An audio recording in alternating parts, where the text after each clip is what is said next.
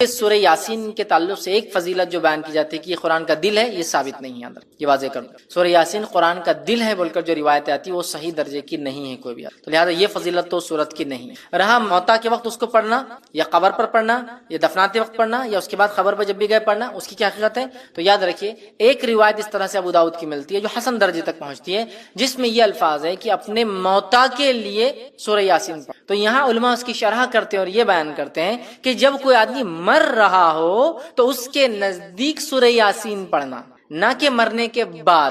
لیکن موتا کیوں کہا؟ موتا اس لیے کہا کہ اس کی جان اب نکل رہی ہے، مطلب اب وہ سکرات کی حالت میں، ٹھیک ہے، اب وہ مرنے ہی والا ہے۔ تو جو مرنے والا ہے وہ موتا ہی ہے، اب بچتا نہیں۔ کوئی آدمی سکرات میں چلے جائے یا فرشتوں کو دیکھ لے تو اب بچتا نہیں، لیکن تلقین کے لیے کہ وہ اللہ کو یاد کرے، ذکر کرے، تلقین کے لیے تاکہ وہ قرآن کو پڑھے، سورہ یاسین پڑھنا چاہیے تاکہ وہ کرے، تو یہ معنی میں ہے۔ تو وہ جو ہے کہ اپنے موتا پہ جو ہے سورہ یاسین پڑھو، اس کا معنی ہے جو مر رہا ہو یا مرنے میں تکلیف ہو رہی ہو یا سکرات کا یا نزع کی حالت لمبی جا رہی ہو تو اس کے پاس پڑھنا چاہیے معنی ہے۔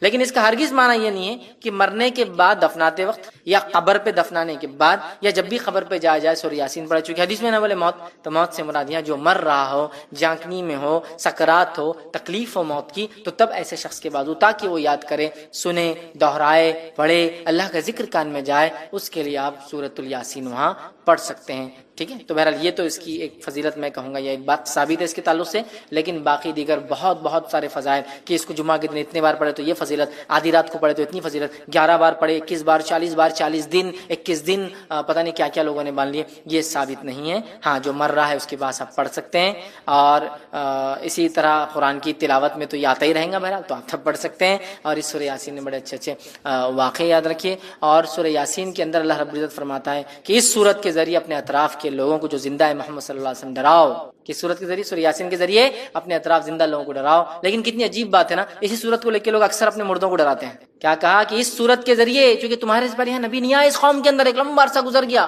ان کے اندر کوئی ڈرانے والا نہیں ہے، تو اس سورت کے ذریعے اپنے اطراف کے زندوں کو ڈراؤ۔ اور ہم اس سورت کے ذریعے اپنے مردوں کو ڈراتے ہیں، خبروں میں پڑھتے ہیں، کبھی اس کا معنی، اس کا مفہوم نہیں جانتے کہ سورۃ الیاسین جس کے بارے میں پتہ نہیں کتنے فضائل لوگوں نے بنا لیے جو کہ ہے بھی نہیں، کم از کم مانتے ہو اتنے ہیں تو کم سے پڑھ کے تو دیکھو کیا کہتی ہے اس سورت، کیا پیغام، کیا میسج، کیا سندیش لی ہوئی ہے سورت۔ بہرحال تو قرآن سے بڑا ہمارا عجیب حال ہے، بس فضائل کی حد تک موجود ہے، کبھی زندگیوں میں بیمار ہو جائے تو گھول کے کھانے پینے لٹکانے کے لیے موجود ہے، لڑائی ہو جائے تو قسم کھانے کے لیے لاؤ بیچ میں ہاتھ رکھتا قرآن پر قسم کھاتا، اس کے لیے موجود ہے۔ لیکن میرے بھائیوں جو اس کا اصل فائدہ تھا وہ تھا کہ اس قرآن کی ہم ایمان لانے کے بعد تلاوت کریں، یہ کیا کہنا چاہتا ہے، چونکہ ہماری زبان عربی نہیں، اس کو سمجھے، اس کے پیغام کو سمجھ کر دوسروں تک پہنچائے، زندگی میں اپنے عمل میں لائے اور اس تک پہنچے، اس کے حقوق ہے، کچھ رائٹس ہیں۔ تو بہرحال یہ تو ہم نے چھوڑ دیا، اور باقی سارا تو سورۃ الیاسین دل ہے، یہ ثابت نہیں ہے۔ سورۃ الیاسین کو میت کی قریب پڑھنے کے تعلق سے آتا ہے کہ یہ موت کی تکلیف سے راحت یا اس کو تلقین میں، قرآن تلقین میں آئیں گا بہرحال، تو آپ ایسا کر سکتے ہیں۔ اور ایمان کا یہ تقاضا بھی ہے کہ ہم اس پر ایمان لاتے ہیں، اس کے بعد اس کی تلاوت کرتے ہیں، اس کو پڑھتے ہیں، ایمان لانے کے بعد اس کو سمجھتے ہیں، ٹھیک ہے، اور اس کی باتوں پر عمل کرتے ہیں، اس کو دوسروں تک پہنچاتے ہیں، تو بہرحال اس کی کچھ حقوق بھی ہم پر عائد ہوتے ہیں۔ لیکن قرآن کے تعلق سے یاد رکھیے بہت ساری بار یہ بات دیکھی گئی ہے کہ لوگ قرآن کے تعلق سے، اس کے فضائل کے تعلق سے بہت ساری باتیں کہتے ہیں، لیکن بہت ساری مرتبہ وہ باتیں قرآن کے فضائل، فوائد، فائدوں، بینیفٹس کے تعلق سے بولتے ہیں جو سنت سے ثابت ہی نہیں ہے۔ مطلب قرآن کے اگر فضائل، اس کے فائدے اٹھانا ہے، یا تو قرآن بتائے کہ اس کے کیسے فائدے اٹھائے جائیں گے، یا تو سنت نبوی میں، مطلب نبی اکرم صلی اللہ علیہ وسلم حدیث میں بیان کریں کہ قرآن کے یہ فضائل ہیں۔ لیکن آج ہم دیکھتے ہیں ہمارے پاس قرآن کے تعلق سے اتنی لا علمی ہے، اس پر ایمان لانے کے بعد جو اس کے حقوق ہیں کہ اس کو پڑھا جائے، اس کو سمجھا جائے، اس پہ عمل کیا جائے، اس کو دوسروں تک پہنچایا جائے، یہ تمام چیزوں سے ہماری زندگی اللہ رحم کرے خالی نظر آتی ہے۔ مطلب ایمان لانے کی جہاں تک بات ہے، بلیف کی جہاں تک بات ہے، تو ہم دعویٰ کرتے ہیں قرآن پہ ہم ایمان لائیں، لیکن باقی حقوق ترک کر دیتے ہیں۔ اسی طرح قرآن کے فضائل بھی ہے، ظاہر سی بات ہے، یہ کتاب بہت سارے جو ہے فائدے اپنے ساتھ لاتی ہے، اس کی تلاوت کے کئی فائدے ہیں، اتنے سارے کہ جو بتائے گئے وہ بھی ہوتے ہیں، جو نہیں بتائے گئے وہ بھی ہمیں انشاءاللہ ملتے ہیں، کچھ دنیا میں ملیں گے، کچھ آخرت میں ملیں گے۔ لیکن قرآن کے تعلق سے کچھ فضائل گھڑ دیے گئے ہیں، لوگوں نے بنا دیے ہیں، لوگوں نے بتا دیے ہیں، عجیب و غریب فضائل مختلف صورتوں کے تعلق سے، اور ایسے بھی کچھ فضائل ہیں جو ثابت ہی نہیں ہے، چلیے کچھ ثابت ہے اور اس کو بڑھا دیا لوگوں نے۔ مطلب ایک چیز ثابت ہے کہ قرآن کی یہ صورت کی یہ فضائل ہے، اب لوگ بڑھا چڑھا کر بتا رہے ہیں، تو یہ تو سمجھ میں آ رہا ہے کہ کچھ تو ہے لیکن اس میں لوگوں نے اضافہ کر دیا، ایڈ کر دیا۔ حالت یہ ہے کہ کچھ بھی نہیں ہے جہاں وہاں بھی اتنے ایڈیشنز کہ عجیب و غریب باتیں کہ یہ سورت کو اتنی بار پڑھ لے تو یہ فائدہ، وہ سورت کو اتنی بار وہ کر لے تو اس کا یہ فائدہ، یہ کام اتنی بار کر لے یا یہ سورت یہ آیت کو پڑھ لے تو فلاں فائدہ، جو کہ ثابت نہیں ہے۔ دیکھیے قرآن یقیناً مومنوں کے لیے شفا ہے، جیسے کہ اللہ رب العزت نے خود قرآن نے بیان کیا وَنُنَزِّلُ مِنَ الْقُرْآنِ مَا هُوَ شِفَاءٌ وَرَحْمَةٌ لِّلْمُؤْمِنِينَ، کہ ہم نے قرآن کو نازل کیا جس کے اندر شفا اور رحمت ہے مومنوں کے لیے۔ تو قرآن نے تو خود واضح کر دیا اس میں شفا بھی ہے اور رحمت بھی، لیکن وہ شفا کیسے حاصل کرے اور رحمت کیسے ملے یہ میں اور آپ تو نہیں طے کر سکتے نا، یہ تو جس نے نازل کیا، جس کا کلام ہے اللہ، وہ بتائے، یا جس پر نازل ہوا محمد رسول اللہ صلی اللہ علیہ وسلم وہ بتائے۔ لیکن ہمارے پاس اتنے فضائل مختلف صورتوں کے ہم نے خود ایجاد کر لی۔ اچھا یہ عجیب و غریب بات ہے، جس کے فضائل ثابت ہے وہ غائب ہے، جس کے ثابت نہیں ہے وہ ایسے دھڑلے سے چالو، اسی کو انتہا نہیں۔ اب کوئی یہ سوال کر سکتا ہے بھائی قرآن تو ہے نا، قرآنی آیت تو ہے نا، قرآن کی سورے ہے نا، تو کیا ہوا پڑھ لیے تو، کیا ہوا گنتی طے کر لیے تو، کیا ہوا فکس تعداد بنا لیے تو، کیا ہوا ایک دن فکس کر لیے تو؟ میرے بھائی ایک دوا جب ڈاکٹر لکھتا ہے تو وہی بتاتا ہے کہ اس کا استعمال کیسے کیا جائے، میں دوا ہی تو ہے نا، ہے طریقہ بھی بتایا جائے۔ تو قرآن ہے یقیناً شفا ہے، رحمت ہے، برکت ہے، مغفرت ہے، دنیا اور آخرتی کامیابی ہے، لیکن یہ کامیابی کے لیے، یہ شفا، یہ رحمت، یہ برکت، یہ مغفرت کے لیے مجھے اور آپ کو اس کتاب کو ویسے ہی فالو کرنا پڑے گا جیسے بتایا گیا۔ خاص طور سے فضائل کے معاملے میں مسلمان بڑے کمزور نظر آتے ہیں۔ معنی یہ فضائل کے معاملے میں عمل سب سے زیادہ ہوتا ہے، کمزور کس معنی میں کہ گھڑ لیے گئے ہیں، خود ایجاد کر لیے ہیں، سیلف جو ہم نے بنا لی ہے کہ بھائی یہ فائدہ ہے قرآن کا، فضائل مطلب فائدہ، تو اب یہ تو یا تو قرآن بتائے میرا یہ فائدہ، یہ تو حدیث۔ تو بہت ساری قرآنی صورتوں کو ہم لوگوں نے خود بنا لیا ہے کہ اس کے یہ فضائل ہیں، اس کے یہ فوائد ہیں، اس کے یہ بینیفٹس ہیں، اس کے یہ ثمرات ہیں۔ یاد رکھیے کسی بھی چیز کے فضائل کے لیے یہ ضروری ہے کہ وہ ہمارے دین اور شریعت کا حصہ ہو، ہمیں بتائے گئے ہو۔ قرآن بھی اگر ہے اور اگر کسی مخصوص تعداد میں آپ وہ صورتوں کو پڑھتے ہیں تو یہ بھی ضروری ہے کہ وہ ہمیں بتایا گیا ہو کہ ان صورتوں کو ایسی مخصوص تعداد میں پڑھنا چاہیے۔ تو آج میں انشاءاللہ عزیز قرآن کی چند صورتوں، بعض صورتوں کو میں نے اس لیے کہا کہ ہر صورت کے فضائل بیان کرنا ممکن بھی نہیں ہے، میں کم و بیش وہ فضائل بیان کروں گا جو حدیث میں واضح آتے ہیں، کلیئر کہا گیا، صورتوں کے نام لے کر کہے گئے، جیسا کہ سارے قرآن کے فضائل ہیں، مطلب قرآن مجید کے پڑھنے کے فضائل، تو وہ تو کچھ بھی بڑھیا فضائل ہیں۔ لیکن جہاں ہم بولتے ہیں مخصوص صورتوں کے تعلق سے، تو آج میں آپ کے سامنے قرآن مجید کے بعض صورتوں کے انشاءاللہ فضائل رکھوں گا، اور انشاءاللہ العزیز اللہ تعالیٰ نے موقع دیا تو میں قرآن مجید کی بعض صورتوں کے نہیں، بعض آیتوں کے اور بعض الفاظ کے فائدے بھی اور فضائل بھی انشاءاللہ کبھی آئندہ وقت رکھوں۔ تو آج صورتوں کے، چیپٹرز کے، سوروں کے فضائل دیکھیں گے، پھر کبھی موقع رہا تو اس کی خاص آیتوں کے اور خاص الفاظ کے جو حدیث میں آتے ہیں وہ فضائل بھی کبھی ہم دیکھیں گے، ٹھیک ہے؟ تو بعض صورتوں کے، کیونکہ ہر کسی کی فضیلت آتی بھی نہیں ہے۔ اچھا کچھ فضائل آتے ہیں لیکن وہ ضعیف ہے، موضوع ہے، مطلب ایسی حدیثیں ہیں جو نبی اکرم صلی اللہ علیہ وسلم سے ثابت نہیں، یا تو ان میں کوئی کمزوری ہے، ویکنس ہے، یا تو موضوع ہے، من گھڑت ہے، لوگوں نے خود بنا کے ڈال دیا کہ اللہ کے رسول صلی اللہ علیہ وسلم نے یہ فرمایا، تو ظاہر سی بات ہے ہم ضعیف اور موضوع روایتوں کو یہاں نہیں لے سکتے، تو لہٰذا میں وہ باتیں آپ کے سامنے رکھوں گا جو صحیح اور حسن درجے کی روایتوں سے ثابت ہیں، تاکہ ہمیں قرآن مجید کی بعض صورتوں کی فضائل اگر پتہ چلے تو ہم ان صورتوں کو پڑھ کر تلاوت کر کے انشاءاللہ ان سے بینیفٹس اٹھا سکتے ہیں۔ میں بہت سرسری طور سے کچھ صورتیں ایسی جن کے بہت لمبے لمبے فضائل، جیسے کہ سورۃ الفاتحہ، بہت لمبے لمبے، سورۃ الملک، اسی طرح سورہ اخلاص، سورہ فلق، سورہ ناس، بہت طویل ان کے بینیفٹس آتے ہیں، فضائل آتے ہیں، لیکن یقیناً اتنا وقت نہیں ہے کہ میں تمام کے لوں۔ یقیناً صورتوں کی تفسیر میں نے سورہ فاتحہ کی تفسیر رکھی تو اس کے سارے فضائل ماشاءاللہ اس میں رکھے۔ آج میں مختصر چنندہ اہم فضائل کو، اگر ایک صورت ہے جیسے سورۃ الکہف کئی فضائل آتے ہیں تو ظاہر سی بات ہے پورے نہیں رکھوں گا، ان میں سے کچھ، تاکہ ہم زیادہ سے زیادہ صورتوں کے آج فضائل دیکھنے کی کوشش کریں کہ ان صورتوں کے کیا فضائل آتے ہیں، خود قرآن نے کیا بیان کی، اور کچھ فضائل جو احادیث میں آتے ہیں انشاءاللہ جس وہ میں آپ کے سامنے رکھنے کی کوشش کروں گا۔ آئیے سب سے پہلے ہم دیکھتے ہیں سورۃ الفاتحہ، ترتیب میں جائیں گے انشاءاللہ، لیکن ترتیب میں جب ایک حدیث میں کئی صورتوں کے فضائل اگر آئیں گے تو میں پھر اس کو وہیں رکھ دوں گا، وہ صورت کو ہم بعد میں نہیں دیکھیں گے، ٹھیک، ورنہ کوشش کریں گے کہ ہم سیکوینشلی جائیں سورۃ الفاتحہ سے۔ تو سب سے پہلے سورت قرآن کی سورۃ الفاتحہ ہے، اور سورہ فاتحہ کی یاد رکھیے بہت فضیلت ہے، اتنی فضیلت ہے کہ جس کی کوئی انتہا نہیں۔ اس سورت کے نام ہی ہمیں بتا دیں گے کہ اس کی فضیلت کتنی، ٹھیک ہے؟ اس سورت کے ناموں سے ایک نام ہے ام القرآن، قرآن کی ماں، ایک نام ہے سبع مثانی، 7 بار پڑھی جانے والی آیت ہے، ایک نام ہے قرآن عظیم، مطلب خود سورہ فاتحہ کو بڑا قرآن کہا گیا ہے، اس کا ایک نام ہے سورہ الحمد، اسی طرح سورۃ الشکر، سورہ الدعاء، سورہ الشافیہ، سورہ الکافیہ، سورہ کنز، شفا والی، کافی ہو جانے والی، خزانہ، ٹھیک ہے، دعا، تعریف، الحمد، کئی نام اس کے آتے ہیں، ان کے نام ہی خود بتاتے ہیں اس سورت کے کتنے سارے فضائل۔ اور فاتحہ اس لیے کہا جاتا ہے کہ اس سے قرآن شروع ہوتا ہے، فاتحہ افتتاح سے لفظ آتا ہے، اس کا مطلب فتح مطلب کھلنا، اوپننگ، تو چونکہ قرآن اس سے کھلتا ہے اسی لیے اس کو سورہ فاتحہ کہا جاتا ہے، قرآن اس سے شروع ہوتا ہے۔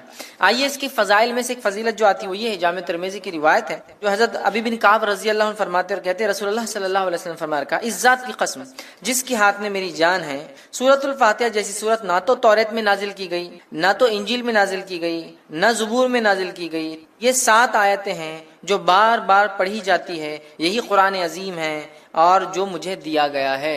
تو یہاں دیکھیے سورۃ الفاتحہ کی فضیلت میں جو آپ بیان کریں، ایک ایسی سورت ہے جو اس سے پہلے نہ توریت میں نازل ہوئی، نہ زبور میں نازل ہوئی، نہ انجیل میں نازل ہوئی، ٹھیک ہے، اور یہی 7 مثانی ہے، مطلب قرآن نے کہا نا وَلَقَدْ آتَيْنَاكَ سَبًّا مِّنَ الْمَثَانِي وَالْقُرْآنِ الْعَظِيمِ، اے نبی ہم نے آپ کو 7 بار پڑھی جانے والی آیتیں، سَبًّا مِّنَ الْمَثَانِي وَالْقُرْآنِ الْعَظِيمِ، اور ایک بڑا قرآن دیا۔ جب پوچھا گیا یہ 7 بار پڑھی جانے والی آیتیں اور قرآن عظیم کیا ہے تو کہا سورہ فاتحہ۔ سورہ فاتحہ قرآن کہا گیا، قرآن عظیم بڑا قرآن کہا گیا، اسے کتنے فضائل، تو کہا نہ اس سے پہلے یہ توریت میں نازل ہوئی، نہ زبور میں، نہ انجیل، کتنی بڑی فضیلت ہے، اور امت محمدیہ کو ہی صرف یہ سورت دی گئی ہے، اس سے پہلے نہیں دی گئی تھی۔ کتنے فضائل ہے سورت کے، اس سے میں سمجھتا ہوں ہم اندازہ لگا سکتے ہیں۔ اسی طرح جو ہے تمام جسمانی جو ہے عوارض کے لیے سورہ فاتحہ پڑھ کر دم کرنا شفا کا باعث، تمام جسمانی کوئی تکلیف انسان کو ہو سورۃ الفاتحہ کو پڑھ کر دم کیا جا سکتا ہے۔ اس کے تعلق سے بخاری کی روایت ہے، ابو سعید خدری رضی اللہ عنہ فرماتے ہیں اور کہتے ہیں کہ ہم لوگ جو ہے سفر میں تھے اور ایک جگہ جو ہے پڑاؤ ڈالا تو ایک لڑکی آئی اور کہنے لگی اس قبیلے کے سرداروں کو بچھو نے جو ہے کاٹ لیا ہے، کیا آپ میں سے کوئی ہے جو اس کو جھاڑ پھونک کرے گا، بچھو کے زہر کو اتارے گا؟ پڑھنے سے، رقیہ کرنے سے، کسی چیز کو دم کرنے سے بچھو کا زہر کیسے اترتا ہے؟ کوئی آدمی سوچ سکتا نا، اور حدیث میں آتا ہے کہ بچھو کا زہر سورہ فاتحہ سے اتارا گیا، ٹھیک ہے، بہرحال میں حدیث رکھتا ہوں پھر اس کی تفصیلات سمجھاتا ہوں۔ تو کوئی ہے جو اس کا علاج کر دے، کوئی دم پھونک کرنے والا ہے، ایک آدمی جو ہے اس کے ساتھ جو ہے چل دیا، مطلب صحابہ میں سے ایک آدمی ان کے ساتھ جو چل دیا، حالانکہ اس نے کبھی نہیں اس کے بارے میں سنا تھا کہ یہ دم کرتا ہے، ٹھیک ہے۔ جب دم کرنے والا پلٹ کر واپس آیا تو اس سے پوچھا گیا کہ تم دم کرنا جانتے بھی ہو؟ دم سمجھتے ہیں پڑھ کر ایسا پھونکنا کہ تھوڑا تھوک اڑے دم، تو کیا تم جانتے بھی ہو دم کیا ہوتا ہے؟ تم نے کر کے آیا یا یوں ہی کہہ دیا کہ مجھے دم آتا ہے ویسے چلے گئے اٹھ کر؟ ٹھیک ہے، اس نے کہا نہیں، میں نے تو بس سورہ فاتحہ پڑھی اور پھونک مار دی، ٹھیک، سورہ فاتحہ پڑھی اور پھونک مار دی اور اس کو شفا ہو گئی۔ اب آپ کوئی سوچ سکتا آدمی کہ بچھو نے کاٹا، زہر ہے، اور آپ پھونکنے کی بات کر رہے ہیں، ٹھیک، تو آج جدید سائنس اس طرف بڑھ چکی ہے کہ لیکوڈز کے اندر خود کی سمجھنے کی صلاحیتیں ہوتی ہیں۔ معلوم آپ کو پانی کے تعلق سے ایک اسٹڈی آئی ہے کہ پانی پہ جب کچھ کلمات پڑھے جاتے ہیں تو پانی اپنے مالیکولز کو ریسٹرکچر کرتا ہے، معلوم، مطلب اس کو جب کچھ پڑھا جاتا ہے، جیسے ایک آدمی بسم اللہ کہہ کر پڑھے گا تو پانی اپنے آپ کو ریسٹرکچر کرے گا، معلوم، وہ آپ کے انسٹرکشنز کو سمجھ سکتا ہے۔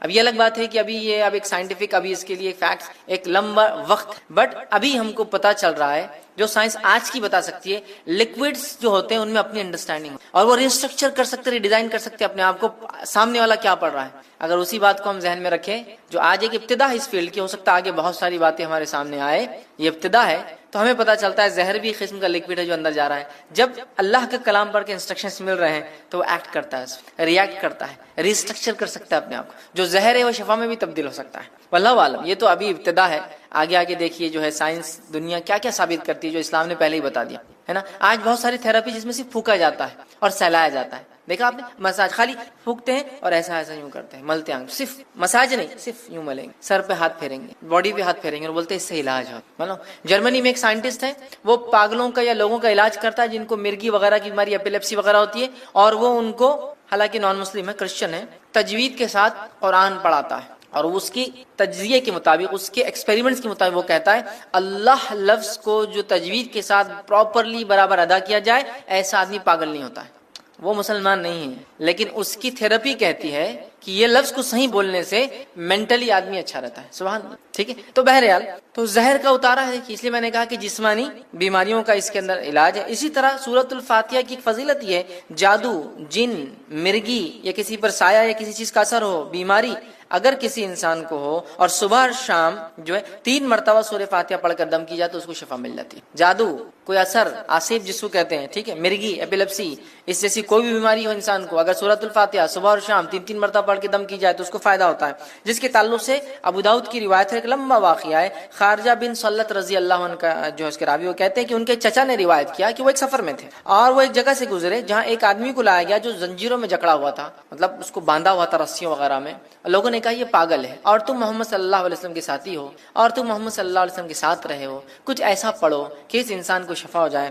صحابہ اس کو صبح اور شام 3 مرتبہ سورہ فاتحہ پڑھتے اور اس پر دم کرتے، تھوکی لگاتے، تھوکتے کرتے، اور وہ کہتے تھوڑے دن یہ کیا اور اس کے بعد وہ آدمی ایسا فریش ہو گیا جیسے کہ غلام تھا، آزاد کر دیا گیا، ایک دم اچھا ہو گیا، شفایاب ہو گیا. ٹھیک ہے. اور جو ہے روایت بہرحال لمبی اور بھی بہت ساری باتیں اس میں. ہم کو جو فضائل لینا تھا وہ یہ تھے کہ اس کے پڑھنے سے ذہنی بیماری، پاگل پن، مرگی، جن، سایہ، جو بھی بہرحال بولتے لوگ، نظر بد، سب کا علاج الحمدللہ اس صورت کے اندر. ٹھیک ہے. آئیے دوسرا سورۃ البقرہ. سورۃ البقرہ کی کیا فضیلت ہے، اس کے تعلق سے میں سمجھتا ہوں بہت زیادہ بتانے کی ضرورت نہیں. یہ بڑی مشہور اور معروف سورت ہے، قرآن کی سب سے بڑی سورت ہے. حدیث کے اندر اس کی فضیلت میں جو آتا ہے، جامع ترمذی کی روایت ہے، نبی اکرم صلی اللہ علیہ وسلم فرمایا جس گھر میں سورۃ البقرہ تلاوت ہوتی ہے اس گھر میں شیطان داخل نہیں ہوتا ہے. میں یقیناً حدیث کے کمپلیٹ ورڈنگز نہیں رکھوں گا چونکہ ہمیں کافی صورتوں کی فضیلت دیکھنا ہے، بس سرسری طور سے بیان کرتا جاؤں گا. کوئی دیکھنا چاہے تو تفصیلات دیکھ سکتا ہے. تو جامع ترمذی کی روایت ہے، نبی اکرم صلی اللہ علیہ وسلم فرمایا اور کہا کہ جس گھر میں سورۃ البقرہ پڑھی جاتی ہے اس گھر میں شیطان داخل نہیں ہوتا ہے، یاد رکھیے. اسی طرح سورۃ البقرہ کے تعلق سے صحیح مسلم کی روایت میں جو فضائل آتے ہیں وہ کیا ہے سنیے. سورۃ البقرہ کی تلاوت اور سماعت جادو کا بہتر علاج ہے.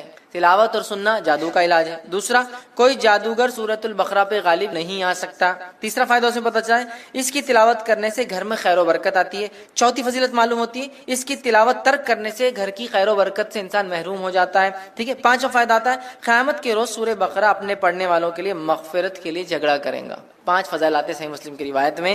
ٹھیک ہے. اور ابو امامہ باہلی رضی اللہ عنہ اس حدیث کے راوی ہے.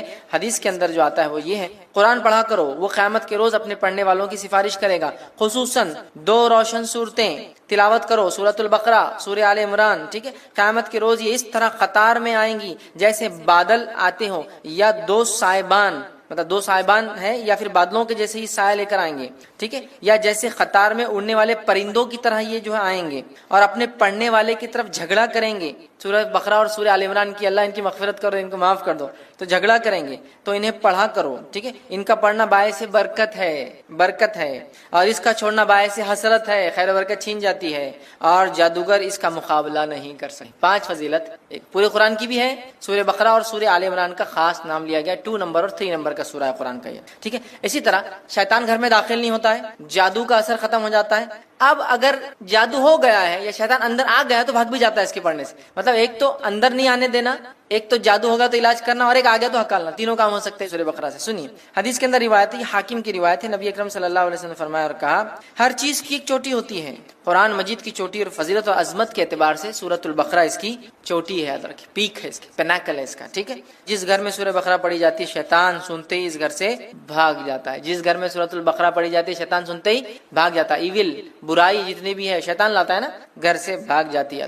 ٹھیک ہے. آئیے تیسرا سورہ، سورہ آل عمران. سورہ آل عمران کے تعلق سے آتا ہے قیامت کے روز، جو ہم نے پیچھے جو روایت دیکھی اس روایت میں تفصیلات آ چکی تھی صحیح مسلم کی روایت کے اندر، جہاں نبی اکرم صلی اللہ علیہ وسلم فرمایا 2 قطار، یا تو پرندوں کی، یا تو 2 سائبان، درخت جو بڑے سائیدار ہوتے، یا تو بادلوں کے جیسی 2 صورتیں آئیں گی اور اپنے پڑھنے والے کی سفارش، بلکہ جھگڑا کریں گی ان کے لیے، نور ثابت ہوں گی ان کے لیے. اور روز قیامت جب کوئی سایہ نہ ہوگا تو 7 تو عرش میں ہے، اس کے علاوہ جن کو سایہ ملے گا ان میں سورۃ البقرہ اور سورہ آل عمران پڑھنے والے بھی، اور یہ 2 نور جیسے ثابت ہوں گے. ٹھیک ہے. تو سورہ آل عمران بھی اس میں شامل تھا، یہ نور جیسی ثابت ہوں، سایہ درخت جیسی ثابت. یہ اس کے بڑے فضائل یاد رکھیں سورۃ آل عمران کے، اور یہ لڑیں گی، یاد رکھیں لڑیں گی. آئیے حدیث کے الفاظ سن لیجیے.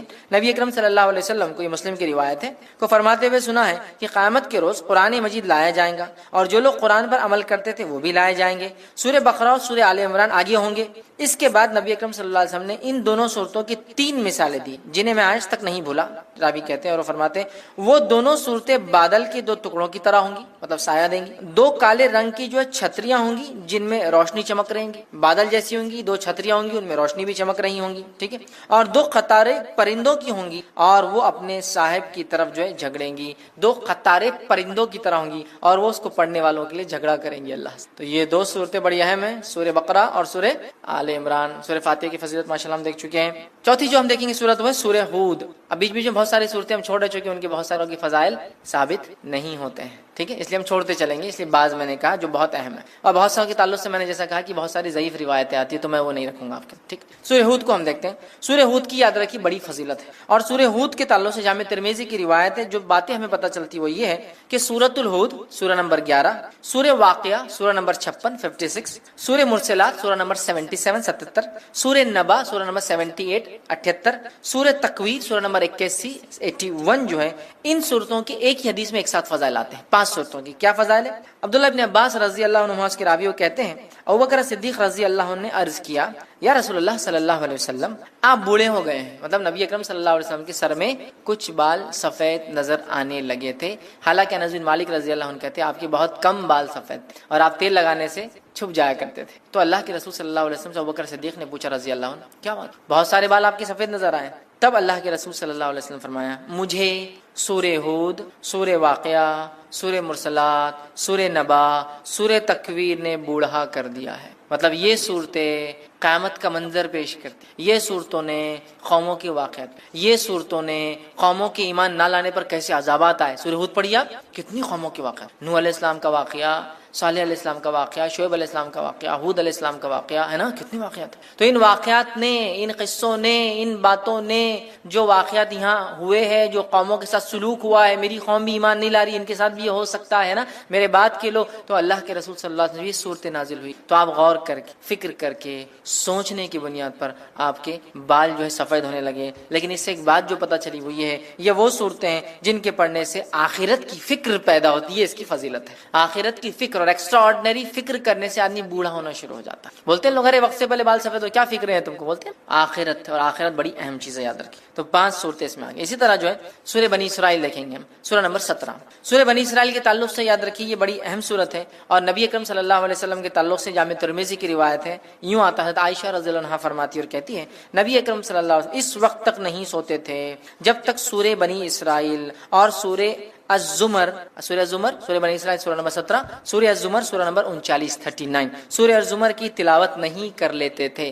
نبی اکرم صلی اللہ علیہ وسلم نہیں سوتے جب تک کہ 2 صورتوں کی تلاوت نہ کرتے، سورہ بنی اسرائیل، ٹھیک ہے، یا سورہ اسراء سورہ نمبر 17، اور دوسرا آپ فرماتی اور کہتے سورہ الزمر، سورہ زمر سورہ نمبر 39 39 نمبر کا یاد رکھتے۔ یہ 2 کی جب تک تلاوت نہ کرتے جب تک آپ سوتے نہیں تھے، یاد رکھیں، ٹھیک ہے۔ تو اس سے پتہ چلا نبی اکرم صلی اللہ علیہ وسلم جس صورت کی تلاوت کر کے سو رہے ہیں یقیناً وہ صورت بڑی اہمیت کی، بڑی اہمیت کی حامل ہے، یاد رکھیں، ٹھیک ہے۔ تو یہ 2 صورتوں کے تعلق سے آتا ہے کہ آپ سونے سے پہلے اس کو تلاوت کیا کرتے ہیں۔ آئیے آگے بڑھتے ہیں، سورہ نمبر 18 سورہ کہف دیکھتے ہیں۔ سورہ کہف بڑی مشہور اور معروف صورت ہے، صرف اگر اتنا کہہ دوں کہ نبی اکرم صلی اللہ علیہ وسلم نے تاکید کی کہ جمعہ کو پڑھا کرو ایوری فرائیڈے، تو میں سمجھتا ہوں اتنا ہی ہمارے لیے کافی، بٹ اس کے کئی فضائل آتے ہیں الحمدللہ۔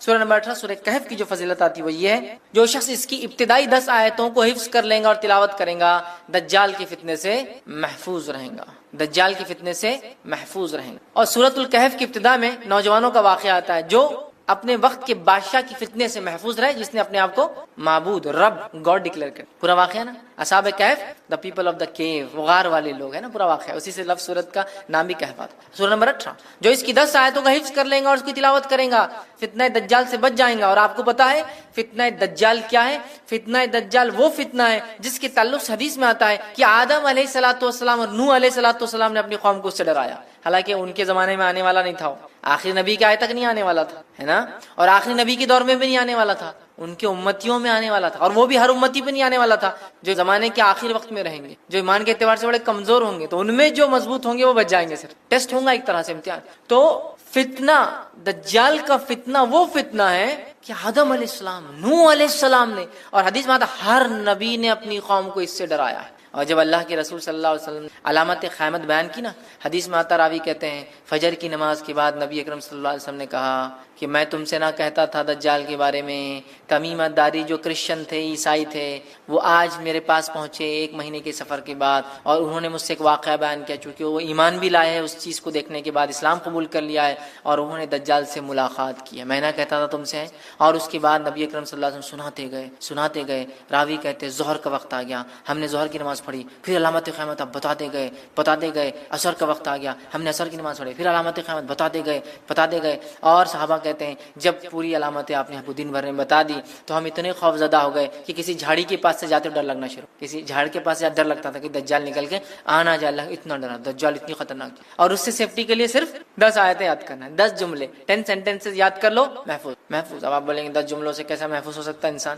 ہو سکتا 10 جملے کے معنی اور مفاہیم. ابھی تو میں کہہ رہا ہوں نا, قیامت تک قرآن اپنے عجیب و غریب معجزے دکھاتا رہے گا. قرآن دیکھیے, ہر نبی کو اللہ نے قوم کے پاس بھیجا, قوم ایمان بغیر معجزے کے نہیں لائی, میریکل کے. تو اللہ تعالیٰ نے اب چونکہ نبی نہیں بھیجیں گا تو ایک ایسا معجزہ میریکل قرآن بھیج دیا ہے جو ہر دور میں اپنے آپ کو معجزہ ثابت کر کے رہیں گا, ہر ایج میں ثابت کریں گا. نبی اکرم صلی اللہ علیہ وسلم کے زمانے میں عربی اور لغت کا ایج تھا, شاعری کا ایج تھا, قرآن نے ثابت کیا. اس کے بعد کے زمانوں میں فلسفوں کو لوگوں نے آگے کیا, قرآن نے ثابت. آج سائنس اور ٹیکنالوجی قرآن ثابت کرتا ہے, کل کوئی اور دور ہوگا قرآن وہاں بھی اپنے آپ کو. تو اس کی 10 آیتیں سورۃ الکہف کی, صحیح مسلم کی روایت ہے. ابو درداء رضی اللہ عنہ فرماتے اور کہتے ہیں رسول اکرم صلی اللہ علیہ وسلم فرمایا, جس نے سورہ کہف کی پہلی 10 آیتیں یاد کر لی وہ فتنہ دجال سے محفوظ کر لیا گیا. یاد کرو, سمجھو اس کو, اس کے معنی مفہوم پہ غور کرو, فتنہ دجال سے انشاءاللہ ہم بچ جائیں گے. ٹھیک ہے. اسی طرح جو ہے سورہ کہف کی آخری 10 آیت تلاوت کرنے والا فتنہ دجال سے محفوظ رہے گا. پہلی 10 آیتیں یاد کرنے والا, آخری 10 آیتیں تلاوت کرنے والا محفوظ رہے گا. یاد بھی کر لے, یاد کرنا ہے تو مسئلہ نہیں. اور کچھ علماء لکھتے ہیں ہو سکتا ہے دونوں سے فائدہ, واللہ عالم. چونکہ طبرانی کی روایت میں الفاظ اس طرح سے, ابو سعید خدری رضی اللہ عنہ راوی کہتے ہیں رسول اللہ صلی اللہ علیہ وسلم فرمایا, جس نے سورۃ الکہف کو اس طرح پڑھی جس طرح نازل ہوئی تو وہ اس کے لیے قیامت کے روز نور ہوں گی. مکہ سے لے کر جس جگہ وہ رہتا وہاں تک کے لیے نور, انڈیا سے وہاں پڑھے تو وہاں تک اتنا بڑا نور رہے گا, جس جگہ سے مکہ تک اتنا بڑا نور اس کے لیے ثابت ہوگا. اور جس نے سورہ کہف کی آخری 10 آیتیں پڑھی فتنہ دجال سے, اس سے کوئی نقصان نہیں پہنچے گا. تو 10 آیتیں یاد کر لی تو بھی بچ گیا, آخری 10 آیتیں پڑھ لی تو بھی بچ گیا. ٹھیک ہے. اور میں بھی ہو سکتا دونوں بھی اس کا معنی ہو کہ پہلی بھی پڑھ لے, 10 بھی بعد کی بھی پڑھ لے, انشاءاللہ انسان محفوظ. اسی طرح جمعہ کی روز سورہ کہف کی تلاوت کرنے والے کے لیے 2 جمعوں کے درمیان ایک روشن نور ہوتا ہے, 2 جمعے کے درمیان روشن نور ہوتا ہے. یہ حاکم اور بیہقی کی روایت ہے. اسی طرح جو ہے سورہ کہف کے بعد سورہ فتح یہ قرآن کی 48 نمبر کی سورت 48. ٹھیک ہے. سورہ فتح کے تعلق سے جو ہے آپ صلی اللہ علیہ وسلم فرمایا اور کہا کہ دنیا وما فیہا کی ہر نعمت سے زیادہ یہ سورت مجھے محبوب, دنیا اور اس میں جو کچھ ہے اس سے زیادہ مجھے یہ سورت محبوب ہے, پسندیدہ ہے, میں اس کو چاہتا ہوں. کیوں؟ بخاری کی روایت ہے, ہم جانتے ہیں سورہ فتح نازل ہوئی تھی, اس کی ابتدا جب حدیبیہ 6 ہجری کا واقعہ ہے, عمرے کے لیے صحابہ اور اللہ کے رسول صلی اللہ علیہ وسلم گئے, مشرکین نے آنے نہیں دیا, ایک ٹریٹی سائن ہوئی, ایک پیکٹ سائن ہوا, صلح سائن ہوئی, دستخط ہوئی, جس کو صلح حدیبیہ کہتے ہیں. اور صحابہ پریشان تھے, دل میں تھوڑے سے ملال کر رہے تھے کہ ہم جنگ لڑتے ہیں, ان سے ہم کو آنے نہیں دیتے. اللہ کے رسول صلی اللہ علیہ وسلم لیکن امن کو پسند کیا جنگ کے مقابلے میں. تو اللہ رب العزت نے جب یہ ہو گیا تو اللہ نے فرمایا انا فتحنا لک فتحا, اے نبی ہم نے آپ کو کامیابی دی کھلی. صحابہ وہ خوش ہو گئے کہ ہم کو تو دنیا بھی لگ رہا تھا, ہم تو معاہدہ کر کے پیچھے رہ گئے, قرآن کہہ رہا ہے فتح مبین ہے. تو آپ سے فرما رہے اس سے زیادہ مجھے کوئی صورت پسند نہیں. اس کے تعلق سے ایک طویل لمبا واقعہ ہے. عمر ابن خطاب رضی اللہ عنہ نے اللہ کے رسول صلی اللہ علیہ وسلم ایک مسئلہ پوچھا, بخاری کی روایت. یہ مسئلہ کب پوچھا؟ جب آپ نبی اکرم صلی اللہ علیہ وسلم تھوڑی سی پہلے بحث کر چکے تھے. واقعہ معلوم ہے نا. حضرت عمر رضی اللہ عنہ آئے, اللہ کے رسول صلی اللہ علیہ وسلم نے کہا کہ اللہ کے رسول صلی اللہ علیہ وسلم کے ہم حق پر نہیں ہیں.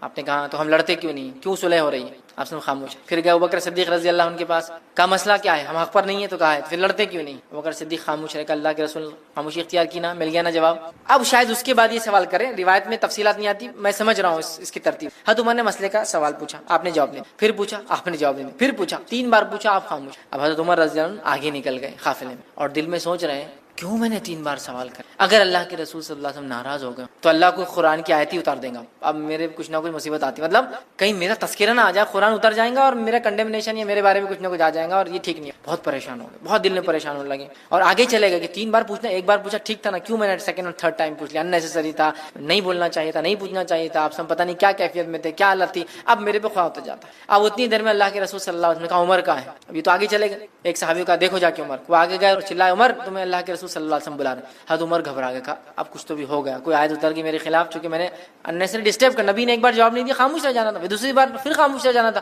3 بار کر لیا. وہ گئے, تب نبی اکرم صلی اللہ علیہ وسلم نے پوچھا, جبکہ وہ ڈرتے ہوئے جا رہے تھے کہ میرے بارے میں کچھ نہ اتر گیا ہو. آپ نے فرمایا میرے لیے کوئی قرآن تو نہیں نازل ہو گیا؟ تو آپ نے فرمایا آج رات مجھ پر ایک سورت نازل کی گئی ہے جو مجھے ہر اس چیز سے محبوب ہے جس پر سورج طلوع ہوتا ہے, مطلب سورج جس پر نکلتا ہے, اِنَّا فَتَحْنَا لَكَ فَتْحًا مُبِينًا، اسے بخاری نے روایت کیا، مطلب سورہ فتح نازل ہوئی تھی. کہا یہ سورت مجھے سب سے زیادہ محبوب، چونکہ ظاہری اعتبار سے ناکامی نظر آ رہی تھی لیکن اللہ ہی جانتا تھا یہ بڑی کامیابی تھی. کیسا؟ صلح حدیبیہ کے بعد اسلام جو ہے پورے عالم میں پھیلنا شروع اور آنے والے 3 سے 4 سالوں میں کئی ممالک مسلمان ہو گئے، اسلام قبول کر لیا، کیونکہ اب امن سائن ہو گیا، اب خطوط جانے لگے اور مبلغین جانے لگے اور بہت سارے لوگ سمجھ گئے کہ قریش نے معاہدہ کرا مطلب جھک گئے ہے نا. قریش کہتے ہیں سب سے بڑی مچھلی کو سمندر کی، جس کو کسی دوسرے پانی کے جانور سے خطرہ نہیں ہوتا اور یہ جب چاہے کسی کو بھی نگل سکتی ہے، سو کہتے قریش. جب سب سے بڑی مچھلی نے معاہدہ کر لیا تو باقی کا کیا سمندر میں، سمجھتے نا. قریش کا معاہدہ آٹومیٹک سگنل تھا کہ اب محمد صلی اللہ علیہ وسلم ان کے ساتھی کوئی معمولی لوگ نہیں رہے. ایک زمانے میں جن کو مسئلہ اور کچلا اور قتل کیا گیا، اب یہ وہ لوگ ہیں جن کی عزت اور اکرام کرنا ہماری مجبوری ہے. حدیبیہ سائن یونیٹڈ بہرحال تو آپ نے کہا مجھے پسند. اسی طرح سورہ ملک سورہ نمبر 67 سورہ ملک کی بھی یاد رکھیے، بڑی جو ہے فضیلت جو ہے آتی ہے اور اس کے فضائل میں یاد رکھی آتا ہے جو نبی اکرم صلی اللہ علیہ وسلم کے تعلق سے آتا ہے کہ آپ نے فرمایا، جامع ترمذی کی روایت ہے، حدیث کے الفاظ جابر رضی اللہ عنہ فرماتے اور کہتے ہیں کہ اللہ کے رسول صلی اللہ علیہ وسلم اس وقت تک نہ سوتے جب تک سورہ علم تنزیل مطلب سورہ سجدہ کو علم تنزیل بھی بولتے ہیں، اس کی ابتدا جو ہے ٹھیک، علم تنزیل سورہ سجدہ سورہ نمبر 32 اور تبارک الذی بیدہ الملک سورہ نمبر 66 سورہ ملک سورہ تبارک الذی نہ پڑھتے جب تک نہ سوتے. سورہ سجدہ سورہ نمبر 32 اور سورہ ملک سورہ نمبر 67. اب کوئی آدمی سوچ سکتا سورہ بنی اسرائیل اور سورہ زمر ایک جگہ آ رہا ہے، بہت بڑی بڑی صورتیں ہیں 17 اور 39، کہیں آ رہا ہے سورہ ملک اور سورہ سجدہ 32 اور 67. تو ہو سکتا ہے نبی اکرم صلی اللہ علیہ وسلم کچھ صورتیں معمول پڑھتے ہوں گے اور کچھ صورتیں کبھی پڑھتے اور کبھی نہیں پڑھتے ہوں گے. جس نے جب جو دیکھا اس نے وہ عمل کو روایت کر دیا. سمجھ رہے ہیں بات کو؟ کچھ صورتیں آپ معمول پڑھتے ہوں گے، کنٹینیوسلی پڑھتے ہوں گے، اور کچھ صورتیں آپ کبھی پڑھتے ہوں گے اور کبھی نہیں. مطلب ایک سیٹ آف صورتیں آج، ایک سیٹ آف صورتیں کل. آپ اور ہم بھی کر سکتے ہیں، کبھی سورہ بنی اسرائیل اور سورہ زمر پڑھ کے سو گئے، کبھی سورہ ملک اور سورہ سجدہ پڑھ کے سو گئے، ہے نا. اور آپ سے کچھ صورتیں مسلسل مکمل اور ہمیشہ سورہ اخلاص سورہ فلق سورہ ناس چھوٹی چھوٹی ہمیشہ. تو یہ آپ کا معمول الگ الگ وقتوں میں رہوں گا اور دیکھنے والے نے جب دیکھا اس نے وہ بات آپ کی روایت کر دی، یا واللہ عالم آپ سب ایک ساتھ کرتے ہیں، واللہ عالم اللہ ہی بہتر. ٹھیک ہے. تو بہرحال اس میں آتا ہے کہ آپ 2 صورتیں مطلب الف لام میم تنزیل، ٹھیک ہے، مطلب یہ سورہ سجدہ اور اس کے بعد تبارک الذی بیدہ الملک سورہ نمبر 67 پڑھتے ہیں. سورہ ملک کو آپ صلی اللہ علیہ وسلم فرماتے اور کہتے ہیں، حاکم کی روایت ہے، عبداللہ ابن مسعود رضی اللہ عنہ کے راوی کہتے ہیں سورہ ملک تبارک الذی بیدہ الملک عذاب قبر سے رکاوٹ ہے. آپ سے روز پڑھتے اور یہ عذاب قبر سے رکاوٹ ہے، آڑ ہے، ڈیفنس ہے میرا اور آپ کا، یاد رکھیں. اسی طرح جو ہے سورہ ملک قیامت کے روز اپنے پڑھنے والوں کے لیے سفارش کریں گی، یہ ابن ماجہ کی روایت ہے. سورہ ملک سفارش کریں گی، یاد رکھیے، حتیٰ کہ وہ جھگڑا کریں گی اور اس پڑھنے والے کو بخشا کر لے جائیں گے. خبر میں بھی بینیفٹ، آخرت میں بینیفٹ. سورہ ملک تبارک الذی بیدہ الملک، ٹھیک، وہو علی کل شیء، یہ آپ پڑھیں گے، اس کے فائدے. اسی طرح سورہ ملک پڑھنے والے کی مغفرت کے لیے قیامت کے روز اللہ تعالیٰ سے یہ سورہ جھگڑا کریں گی اور جنت میں لے جائیں گی. عذاب قبر سے محفوظ رکھیں گی، آخرت میں اللہ تعالیٰ سے جو ہے مجادلہ کریں گی، جھگڑا کریں گی اور جنت میں بھی لے جائیں گی اپنے پڑھنے والے کو. ٹھیک، یہ جو ہے طبرانی کی روایت میں کہ جنت میں لے جائیں گی. ٹھیک ہے، بہت ہی جو ہے اہم صورت ہے. اس کے تعلق سے ایک بات جو آتی ہے، ابن کثیر رحمہ اللہ نے اپنی تفسیر میں سورہ ملک کی اس کو روایت کیا. وہ روایت اس طرح سے، سورہ ملک خود پڑھنی چاہیے اپنے بیوی بچوں کو، حتیٰ کہ اپنے پڑوسیوں کو بھی اس کے پڑھنے کی تلقین کرنا چاہیے. اور صحابہ ایسا کرتے تھے، خود پڑھتے تھے، اپنے بیوی بچوں کو بولتے تھے، اور اڑوس پڑوس میں بولتے تھے سورہ ملک پڑھا کرو بھائی، سورہ ملک پڑھا کرو. سمجھ رہے ہیں؟ ہمیں بھی کرنا چاہیے. اسی طرح آگے بڑھتے ہیں، سورہ نمبر 76 سورہ جو ہے دہر یا سورہ انسان 76 سورہ دہر، اس کی انشاءاللہ دیکھتے فضائل.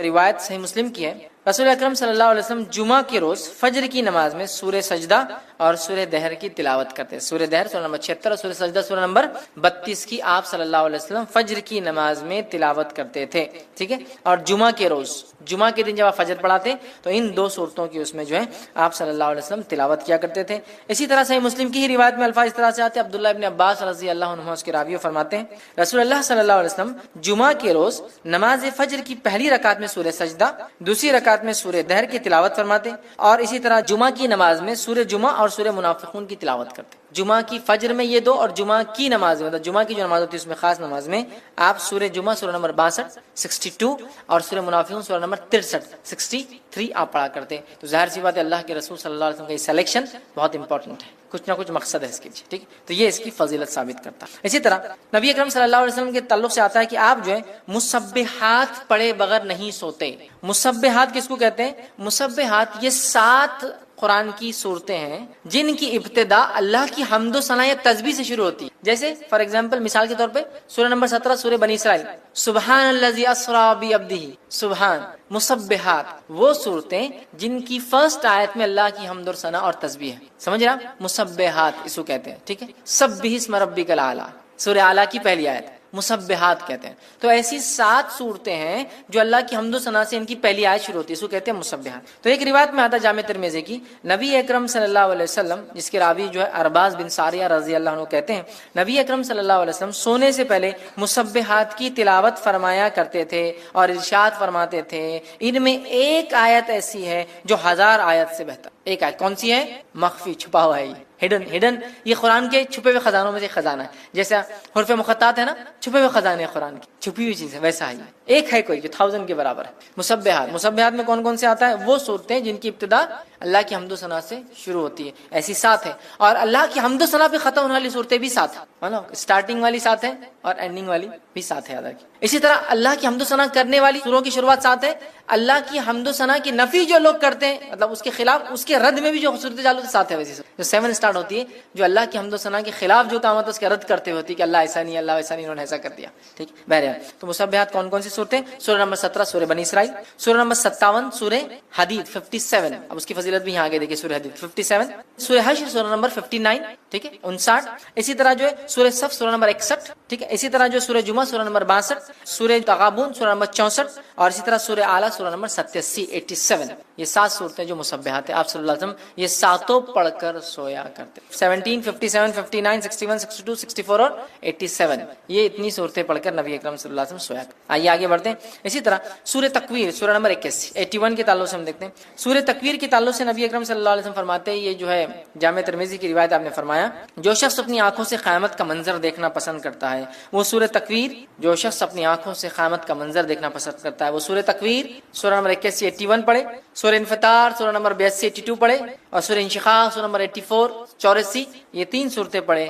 اس کے سامنے قیامت کا منظر ظاہر. جو شخص قیامت کا منظر اپنی آنکھوں سے دیکھنا چاہتا ہے وہ 3 صورتیں پڑھے. پہلا سورہ تکویر سورہ نمبر 81، دوسرا سورہ انفطار سورہ نمبر 82، اور تیسرا سورہ انشقاق سورہ نمبر 84. یہ پڑھے قیامت اپنی آنکھوں سے. اس کے فضائل کیا ہوں گے؟ اس کا مطلب فضائل یہ ہے کہ اس کو پڑھنے سے آخرت یاد آتی ہے، قیامت یاد آتی ہے. انسان وہ مناظر دیکھتا ہے جو مناظر تب ہونے والے ہیں، یقیناً وہ انٹینسٹی ہم کبھی نہیں سمجھ پائیں گے، لیکن کچھ نہ کچھ ایک پکچر سامنے آ جاتا ہے نا. تو بہرحال وہ چیز اس سے جو ہے ظاہر ہوتی ہے. تو یہاں 81 کی فضیلت بھی آ گئی، 82 کی بھی آ گئی، 84 کی بھی آ گئی. اللہ کام بیچ بہت ساری صورتوں کے بیچ میں ایسا ایک الفاظ میں سورہ حدید 57 کے بیچ میں آ گئی، حالانکہ میں نے ترتیب میں نہیں لیا تھا چونکہ ایک حدیث کا حصہ تھا وہ. آئیے اسی طرح سورہ اعلیٰ سورہ نمبر 87 کی کیا فضیلت. سورہ اعلیٰ کے تعلق سے آتا ہے نبی اکرم صلی اللہ علیہ وسلم، یہ صحیح مسلم کی روایت ہے، نماز عیدین اور جمعہ کی نماز کی پہلی رکعت میں سورہ اعلیٰ اور دوسری رکعت میں سورہ غاشیہ تلاوت کرتے.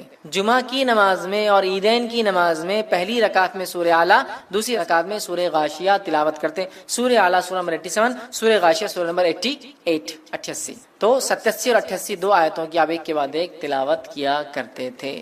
کتنی اہم بات ہے نا، کتنی اہم فضیلت ہے. اندازہ لگایا کہ آپ صلی اللہ علیہ وسلم اس کو تلاوت کیا کرتے تھے جمعہ اور عیدین کی نماز. پہلی رکعت میں سورہ اعلیٰ، دوسری رکعت میں سورہ غاشیہ. ہمیں بھی چاہیے اس کی تلاوت کریں. عموماً ہم دیکھتے ہیں بہت سارے لوگ کرتے بھی ان دوستوں کی تلاوت جمعہ کی نماز میں اور عیدین کی نماز میں، تو اس سے بھی اس کی فضیلت پتہ چلتی ہے. اسی طرح جو ہے نماز وتر کی پہلی رکعت میں نبی اکرم صلی اللہ علیہ وسلم سورہ اعلیٰ پڑھتے ہیں. زیادہ تر پہلی رکعت میں سورہ اعلیٰ پڑھتے، دوسری رکعت میں سورہ کافرون پڑھتے، تیسری رکعت میں سورہ اخلاص پڑھتے. ٹھیک ہے، تو اس سے بھی اس کی فضیلت پتہ چلتی ہے سورہ اعلیٰ کی کہ آپ صلی اللہ علیہ وسلم اس کو نماز میں پڑھا کرتے تھے. یاد رکھیے. اور خاص طور سے یہ سورہ غاشیہ سورہ نمبر 88 اس کی فضیلت آ گئی کہ یہ بھی نبی اکرم صلی اللہ علیہ وسلم جمعہ اور عیدین کے نماز میں اس کو تلاوت کرتے تھے. ٹھیک. اسی طرح جو ہے سورہ نمبر 109 سورہ جو ہے الکافرون، اس کی فضائل بھی دیکھتے ہیں. ایک مرتبہ سورہ الکافرون پڑھنے کا ثواب 1/4 قرآن پڑھنے کے برابر ہے. جیسا سورہ اخلاص کو ایک مرتبہ پڑھنے کا ثواب 1/3 قرآن پڑھنے کے برابر ہے، سورہ کافرون کے پڑھنے کا ثواب 1/4 مطلب پاؤ قرآن پڑھنے کے برابر ہے. کیوں؟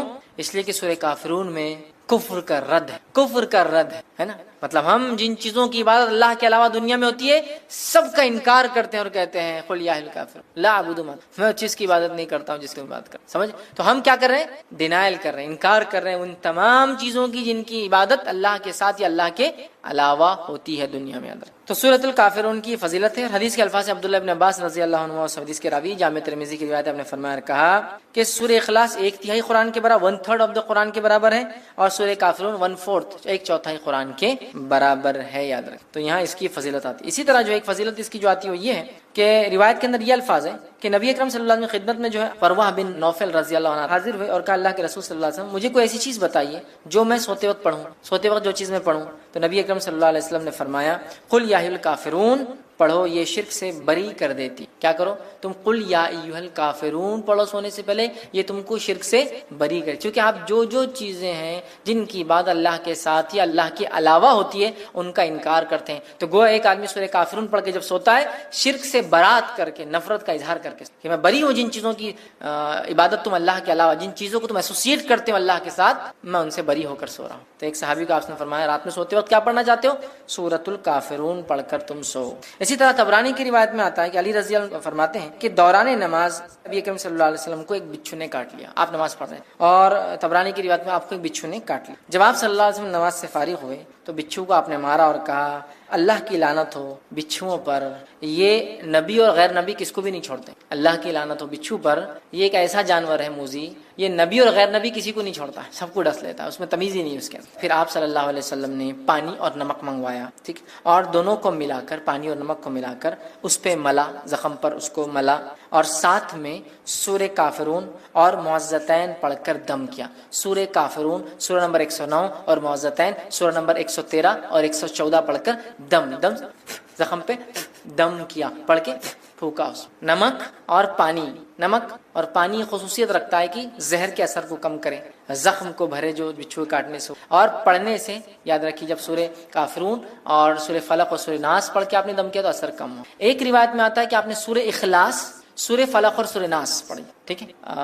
تو اس میں ہم یہ کہہ سکتے چونکہ دونوں روایتیں صحیح ہے تو ہو سکتا ہے ایک واقعے پہ آپ نے یہ پڑھا ہو یا ایک واقعے پہ آپ نے یہ پڑھا ہو, اللہ عالم جو بھی ہو, چونکہ ایک روایت میں اخلاص اور معوذتین اور ایک میں کافرون اور معوذتین کے الفاظ بہرحال آتے ہیں, ٹھیک. اسی طرح جو ہے جامع ترمذی کی روایت ہے بیت اللہ شریف کا طواف کرنے کے بعد 2 رکعت نماز سے پہلے نبی اکرم صلی اللہ علیہ وسلم پہلی رکعت میں سورہ کافرون اور دوسری میں سورہ اخلاص پڑھتے ہیں. طواف کر لیا آپ نے, پھر آپ مقام ابراہیم کے پاس جاتے ہیں جو 2 رکعت پڑھتے ہیں. تو نبی اکرم صلی اللہ علیہ وسلم کا طریقہ رہا سننا, ضروری نہیں کسی کو نہ یاد ہو تو کوئی مسئلہ نہیں, پہلی رکعت میں سورہ کافرون اور دوسری رکعت میں سورہ اخلاص آپ پڑھا کرتے تھے, ٹھیک ہے. تو اس سے بھی پتہ چلتا ہے اس کی اہمیت. نسائی کی روایت ہے 3 وتر کی نماز میں نبی اکرم صلی اللہ علیہ وسلم پہلی رکعت میں سورہ اعلی 87 سورہ نمبر, دوسری رکعت سورہ کافرون 109 109 اور تیسری رکعت سورہ اخلاص 112 نمبر کا سورہ پڑھا کرتے تھے وتر میں. 3 رکعت وتر جب آپ نماز پڑھتے تھے. آئیے آگے بڑھتے ہیں. سورہ نمبر 112 سورہ اخلاص کے فضائل. سورہ نمبر 112 سورہ اخلاص ہے, اور میں سمجھتا ہوں اسے کتنے فضائل ہے اسی کوئی انتہا نہیں, اس لیے کہ اس سورت کا نام بتاتا ہے اخلاص. اخلاص کا معنی ہوتا ہے پیور,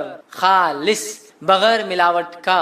اخلاص نے کیا کیا؟ سورۃ الاخلاص نے رب اور رب کیا نہیں ہے اس کو فرق کر دیا, گاڈ کیا ہے اور کیا نہیں ہے اس کو ڈیفرینشیٹ کر دیا. اس لیے اخلاص صاف کر دیا, کلیئر کر دیا, پیور کر دیا, کسی بھی قسم کی ملاوٹ باقی نہ کی. رب کون ہے اور کیسا ہے. اخلاص, الاخلاص, سورۃ الاخلاص. خالص کا بولتے ہیں نا, خالص سونا, خالص دودھ ہے نا, مطلب پیور گولڈ, پیور ملک, خالص, ساری گندگیوں سے, برائی سے, کمزوریوں سے پاک, عیب سے پاک, ٹھیک. سورۃ الاخلاص. سورۃ الاخلاص, سورہ اخلاص پڑھنے والوں سے اللہ تعالیٰ جو ہے محبت فرماتا ہے. سورہ اخلاص جو لوگ پڑھتے ہیں اللہ تعالیٰ ان سے محبت فرماتا ہے. مسلم کی روایت ہے, ماں عائشہ رضی اللہ عنہا فرماتی اور کہتی ہے کہ اللہ کے رسول صلی اللہ علیہ وسلم نے ایک شخص کے قیادت میں لشکر بھیجا, مطلب ایک شخص کی قیادت میں, لیڈرشپ میں ایک بٹالین, ایک لشکر جو ہے آپ نے بھیجا. وہ صاحب جب نماز پڑھاتے تو اپنی قرأت میں سورہ اخلاص پر ختم کرتے, مطلب جب بھی نماز پڑھاتے جو ختم کرتے نماز تو اینڈنگ سورہ اخلاص, مطلب اگر ایک سورہ پڑھا تو دوسرا سورہ اخلاص آخر میں ہوتا ہی تھا, اینڈنگ سورہ اخلاص. آنے کے بعد لوگوں نے کہا اللہ کے رسول صلی اللہ علیہ وسلم یہ صاحب کیا کرتے تھے, ہر نماز کے اینڈ میں سورہ اخلاص ایڈ رہتا تھا ان کا ایڈیشن, تو ختم کرتے. جب لشکر واپس آیا تو لوگوں نے رسول اللہ صلی اللہ علیہ وسلم ذکر کیا, آپ صلی اللہ علیہ وسلم نے ارشاد فرمایا اس سے دریافت کرو ایسا کیوں کرتا تھا. لوگوں نے اسے دریافت جا کر پوچھا تم ایسا کیوں کرتے تھے, تو اس نے جواب دیا یہ سورہ رحمان کی صفت بیان کرتا ہے, یہ سورہ رحمان کے, رب کے اوصاف, کیریکٹرسٹکس بیان کرتا ہے. قل هو اللہ واحد, کہہ دو وہ اللہ ایک ہے, اللہ الصمد, اللہ بے نیاز, لم یلد ولم, ٹھیک ہے, لم یلد ولم یولد, وہ کسی سے پیدا نہیں ہوا اور اس کے کوئی ماں باپ نہیں, مطلب نہ اس نے کسی کو پیدا کیا, نہ وہ کسی سے پیدا ہوا, نہ وہ اس کے کوئی ماں باپ ہے, نہ اس کو بیوی ہے, نہ اس کے کوئی بچے ہیں. ولم یکن لہ کفوا احد, اور اس جیسا دوسرا کوئی نہیں. تو رب رحمان کی صفت یہ صورت بیان کرتی ہے. تو اس شخص نے کہا مجھے چونکہ اس میں رحمان کی صفتیں بیان ہوتی ہیں اس لیے میں اس کو پڑھتا ہوں, لہٰذا میں اسے پڑھتا ہوں اور اس کو پسند بھی کرتا ہوں چونکہ اللہ کی صفتیں ہیں. یہ سن کر رسول اللہ صلی اللہ علیہ وسلم نے فرمایا اسے جا کر بتا دو کہ اللہ تعالیٰ بھی اس سے محبت کرتا ہے, کیونکہ وہ رحمان کی صفتوں کی وجہ سے سورہ اخلاص پڑھتا ہے, اللہ تعالیٰ بھی اس سے جو ہے محبت کرتا ہے. ٹھیک ہے, اسی طرح جو ہے ایک مرتبہ سورہ اخلاص پڑھنے کا ثواب 1/3 قرآن کے پڑھنے کے برابر ہے, 1/3 قرآن پڑھنے کے برابر ہے. صحیح مسلم کی روایت. 1/3 یاد رکھیے کتنی اہم بات ہے, اس لیے کہ اس میں توحید ہے, توحید بڑی اہم بات ہے. ہم مسلمانوں کو ضرورت ہے اس توحید کو سمجھے, جس توحید کے کلمے کو جس کو ہم کہیں گے, جس توحید کے سورت کو پڑھنے کا ثواب 1/3 قرآن کے برابر ہے, اس توحید کو سمجھیں. ہم توحید تو کبھی نہیں سمجھتے, اللہ ہم پہ رحم کرے, اور شرک میں ہماری زندگیاں گزری چلی. ٹھیک ہے, یہ بڑی خطرناک بات ہے, ہمیں توبہ کرنا چاہیے. تو سورہ اخلاص کی ضرور ہم تفسیر پڑھے, یاد رکھیں. ٹھیک, اسی طرح سورہ اخلاص سے محبت اور اس کی کثرت سے تلاوت جنت میں جانے کا باعث ہے. اس سے محبت اور کثرت سے اس کی تلاوت جنت میں جانے کا باعث ہے. ابو ہریرہ رضی اللہ عنہ فرماتے ہیں رسول اکرم صلی اللہ علیہ وسلم کے ساتھ میں تھا, آپ صلی اللہ علیہ وسلم نے ایک آدمی کو قل واللہ احد پڑھتے ہوئے سنا, تو آپ صلی اللہ علیہ وسلم نے فرمایا اس کے لیے واجب ہو گئی. میں نے عرض کیا کیا واجب ہو گئی, تو آپ صلی اللہ علیہ وسلم نے ارشاد فرمایا جنت. سورہ اخلاص پڑھا, آپ نے فرمایا اس کے لیے واجب ہو گئی. میں نے پوچھا کیا واجب ہو گئی اس کے لیے, تو کہا جنت. تو ابو کیا لگ رہا, صرف قل واللہ احد اللہ الصمد لم یلد ولم یولد ولم یکن لہ کفوا احد, جنت میرے واجب ہو گئی. یہ کلمے کے مطابق میری پوری زندگی گزرے مجھ پر جنت, یہ کلمے کے مطابق میری پوری زندگی گزرے اور میری موت اخلاص توحید پر ہی آئے, یہ میرے لیے واجب, اب جنت میں. تو آپ سمجھ رہے ہیں کتنی اہم بات ہے. سورہ اخلاص معمولی نہیں, یاد رکھیں. اسی طرح جو ہے 10 مرتبہ سورہ اخلاص پڑھنے والے کے لیے جنت میں ایک گھر تعمیر کر دیا جاتا ہے. اب آپ دیکھیے غور سے, یہ پہلی صورت آئی جس میں کوانٹٹی آئی, کتنی بار پڑھنا ہے, باقی کسی میں بھی کوانٹٹی نہیں تھی اب تک.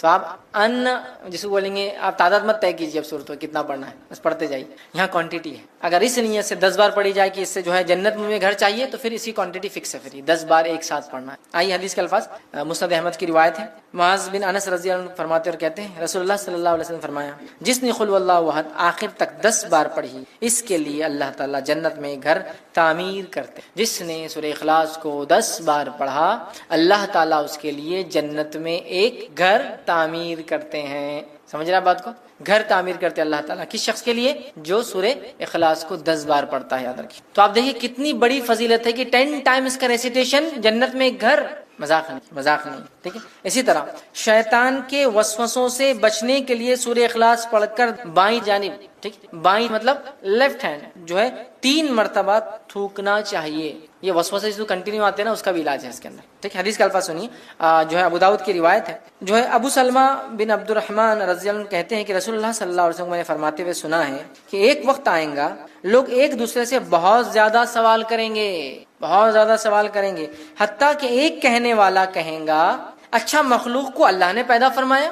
ایک آدمی آگے کیا سوال کریں گے, اچھا مخلوق کو اللہ نے پیدا کیا, تو پھر اللہ کو کس نے پیدا کیا, اور شک ڈال لیں گے. مخلوق کو اللہ نے پیدا کیا تو اللہ کس نے پیدا کیا. جب لوگ ایسی باتیں کریں گے تو کہنا, جب لوگ ایسی باتیں کریں گے تمہارے سامنے تو تم کیا کہنا, اللہ احد اللہ الصمد لم یلد ولم یولد ولم یکن لہ کفوا احد. خطرناک وسوسہ ہے نا, اللہ کو کس نے پیدا کیا. ٹھیک ہے, یہ پڑھ لینا, اللہ ایک ہے, اللہ بے نیاز ہے, اس نے کسی کو نہیں پیدا کیا, اس سے کوئی پیدا نہیں ہوا, اور اس کا ہمسر اس کے برابر کوئی نہیں ہے. پھر 3 مرتبہ بائیں طرف لیفٹ ہینڈ کی طرف تھوک کر شیطان سے اللہ تعالیٰ کی پناہ طلب کرنا. ادھر تھوکنا ہے لیفٹ ہینڈ, اعوذ باللہ من الشیطان الرجیم. یہ پڑھ کر 3 بار تھوک کر شیطان سے اللہ تعالیٰ میں پناہ لینا, اعوذ باللہ من الشیطان الرجیم پڑھنا. نماز میں وسوسے آئے تو اس کا طریقہ الگ ہے. نماز میں وسوسے آئے اعوذ باللہ من الشیطان الرجیم, ادھر تھوکنا ہے لیفٹ ہینڈ, اور اللہ تعالیٰ کی ذات میں وسوسہ ڈال رہا ہے غیر نماز میں تو اللہ احد اللہ الصمد لم یلد ولم یولد ولم یکن لہ کفوا احد, ادھر تھوکنا ہے لیفٹ ہینڈ, تو یہ نکل جاتا ہے. اب ایک چیز چونکہ میں نے بول دیا ہوں تو اب اس کو کچھ نہ کچھ لاجیکل آپ کو کچھ آنسر دیتا ہوں بات سمجھنے کے لیے. اللہ کو کس نے پیدا کیا, لوگ سوال کرتے ہیں. بہت سارے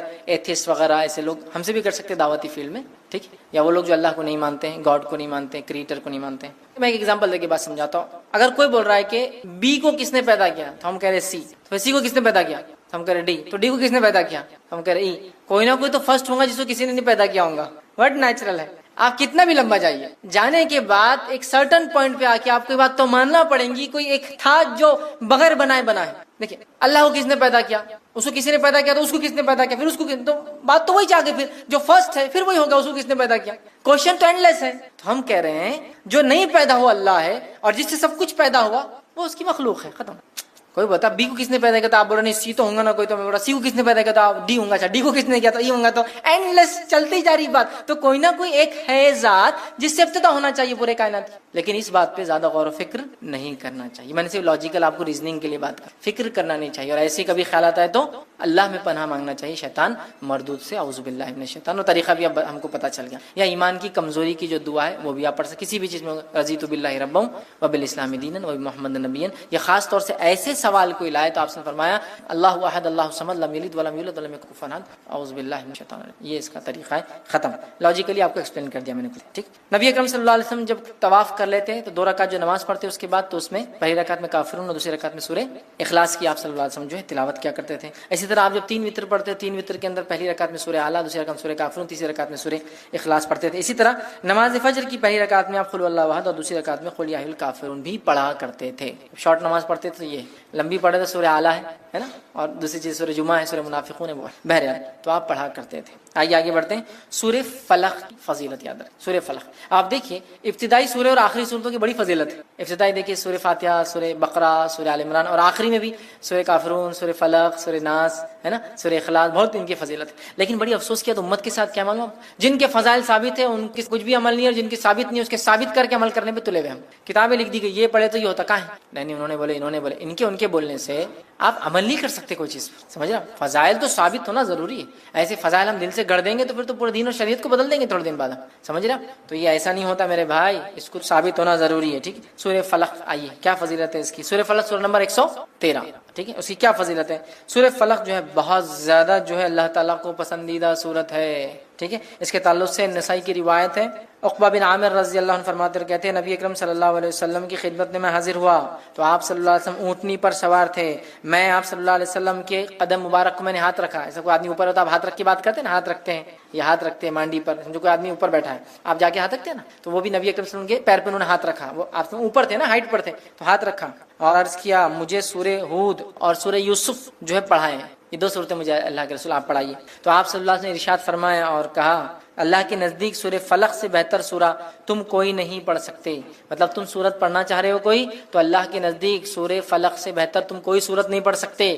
قل اعوذ برب الفلق، پناہ مانگ رہے ہیں اللہ میں. ٹھیک ہے، تو تم اس سورت سے بڑھ کر کوئی سورت جو ہے نہیں پڑھ سکتے. مطلب تم مجھ سے چاہ رہے ہو کہ میں تمہیں یہ 2 صورتیں پڑھاؤں، اس سے بہتر ہے تم یہ سورت پڑھو. تو اللہ کے نزدیک یہ سورت بڑی فضیلت کی حامل ہے. ٹھیک ہے. اسی طرح معوذتین، مطلب چونکہ سورہ فلق اور سورہ ناس کی فضیلت دونوں ساتھ ساتھ ہی آتی کبھی بھی، اس لیے اب خالی سورہ فلق کی ایک فضیلت الگ سے رکھ دیا میں نے. اب دونوں کی مل کر دیکھتے کیا آتی ہے. 2 صورتیں لاسٹ کی جو جس کو کہیں گے جوڑی ہے صورتوں کی، یہ بہت اہم ہے. بہت ہے، اتنی اہم ہے میں کہہ رہا ہوں نا جس کو انتہا نہیں. مطلب مصیبت، پریشانی، آندھی طوفان، آفت، بارش، زلزلے، تکلیف، بیماری، کوئی مصیبت پریشانی آئے، کوئی ٹینشن ہو، سب کے لیے ایک ہی حل اور دوا سورہ فلق اور سورہ ناس. اب اگر ہمارے پاس سمجھ لیجیے کوئی آیا اور کہا بہت پریشان ہوں مولوی صاحب کیا کروں، سورہ فلق اور سورہ ناس. اچھا چلو دیکھ لیتے پڑھ کے. نہیں جمتا ہم کو ایسا. نہیں دیکھو اب بہت آپ پریشان ہیں نا، تو آپ کیا کرو، سب سے پہلے تو رات میں 12 بجے تک جاگو.